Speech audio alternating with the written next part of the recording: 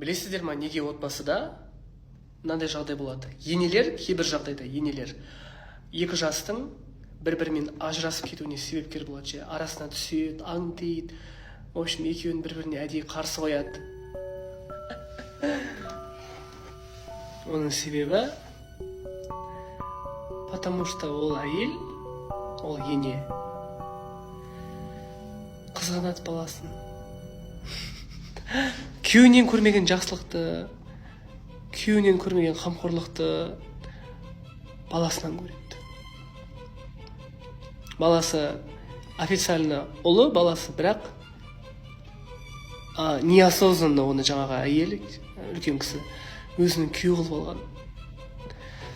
Потому что ол сондай бір бәрі емес, енді бар ғой көріп жүрміз, сондай далбойып еркекпен өмір сүрді.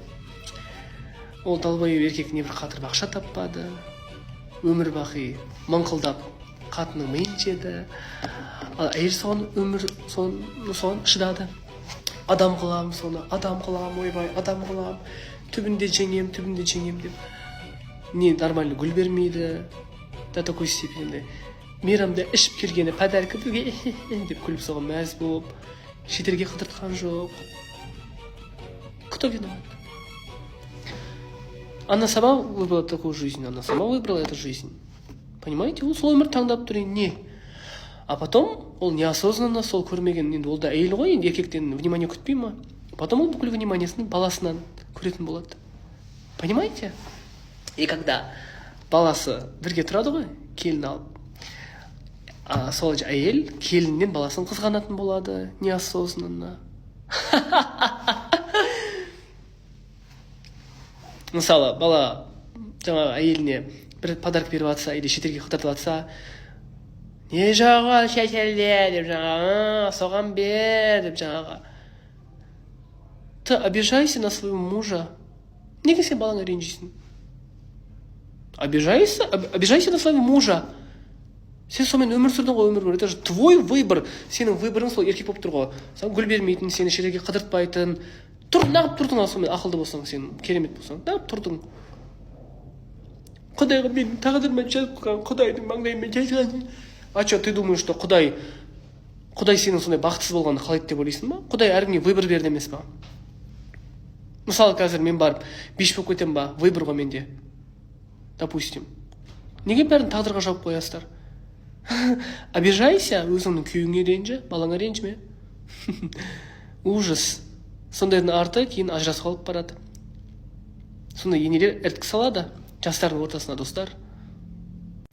Ірткінің көкесі болады. И кейде баланың да ноқат істемей қалады миы ше.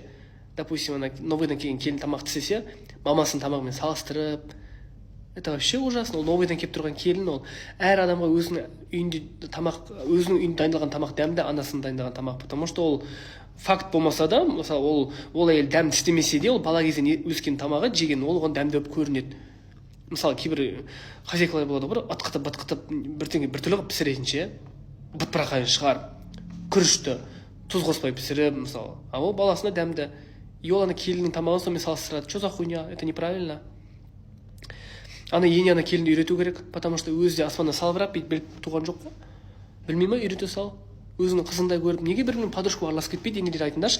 Подружкаға араласып кетсе, балаға да жақсы, келінге де неге адам өзінің жауды өзі құрастырады ғой. Зачем вам это надо? Жаңадан келген келінді көтін шұқып бүйтіп ше, елдің келіні де, блядь. Потом өзінің өмірін сорлы қыласың ғой сен қатын. И балаға, еркекке вообще хуже. Еркек сүйген жарын қолдай ма, не шешесін қолдай ма? Сүйген жарын қолдаса, шешесін құрметтемейді деп шығасыңдар. Шешесін қолдаса, қызды жындығы батыр деп не қыласыңдар. Қалай істесе де еркек үйіне келгісі келмейді, сосын миы ашып. Потому что үйінде өзінің өміріндегі очень важный екі әйел адам қырылып отыр. И что не болды ал? Мен вообще негізі былай ойлаймын ше, достар. Но это не эгоизм. Алғашқыда менің ойымша ерлі зайыпты енді тұрып үйленген кезде біраз уақыт бөлек тұрған дұрыс деп ойлаймын. Біраз уақыт. Потом қайтып келеді. Асырау керек әке-шешені. Ол сені бақыты ғой, біз орыстар емеспіз ғой деп. Бірге өмір сүріп, ата-әже немереге қарап көмектеседі, бәрі бақыты. Но басында бөлек тұру керек.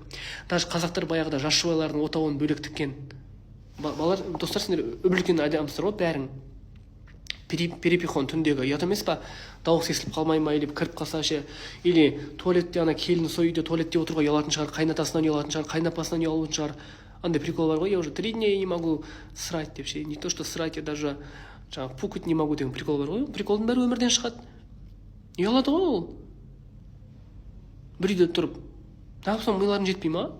Алғашқыда бір-біріне махаббаттар ашылып тұрады, сәл бір-біріне жабысып жатса, енесін көріп қалып, не істеп тұрсыңдар деп үйде арттарында сондай енелер де бар ғой, бір-біріне жақындатпа үйде, ұят емес пе, менің көзімше деп. Енді ол, блядь, енді это же потребность, олар енді үйленген, что вы от них хотите?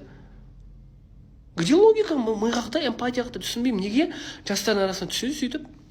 Туысқандар бар, кейбір санасы ұятсыз оңбағандар бар, ешектер туысқандардың ішінде. Сол жас жуалардың арасына ірткі салады, ірткі. Жап-жақсы семьялардың арасына ірткі салады ғой. Вот ірткі салу, мына ең үлкен күнәлардың бірі ғой. Өте үлкен, достар, соберитесь.